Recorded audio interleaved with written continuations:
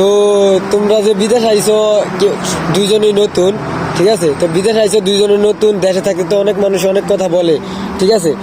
যে প্রবাসীরা অনেক সুখী আছে, প্রবাসীরা শান্তি আছে, মানুষের চাহিদার শেষ নাই, পরিবারের চাহিদার শেষ নাই, বন্ধু বান্ধবের আত্মীয় স্বজন কারো চাহিদার শেষ নাই, ঠিক আছে? হ্যাঁ, এটা লাগবো আজকে, এটা লাগবো কালকে, এটা লাগবো, যে ওইটা বুঝে না যে প্রবাসীরা বিদেশ থাকতে আজকে কত কষ্ট করে, ঠিক আছে? তো তোমরা যে আইছো তোমাদের অনুভূতিটা একটু প্রকাশ করো, যে বিদেশে আইছো তোমাদের অনুভূতিটা কেমন আজকে, যে মানুষ কষ্ট করে কিনা সুখী আছে? ইয়া বিদেশটা কিরকম এটা এখন বুঝতেছি। বিদেশ আসছি মাত্র 3 মাস হয়েছে। এখন মনে করো পুরো এক সপ্তাহ ডিউটি করার লাগে, শুক্রবার বন্ধ থাকে। কিন্তু এখন ডিউটি থাকতে মনে করেন না, রুমে বসে থাকতে মনে করেন না, মানে লাইফে এরকম একটা সময় চলে এসছে। এখন কি করবো নিজের মাথায় কিছু ঢুকতেছে। ইয়া তোমার কথাটা একটু শুনি আমরা। বিদেশ আসলে আর কি দেশের মানুষও মনে করে অনেক সুখে আছে, শান্তিতে আছে।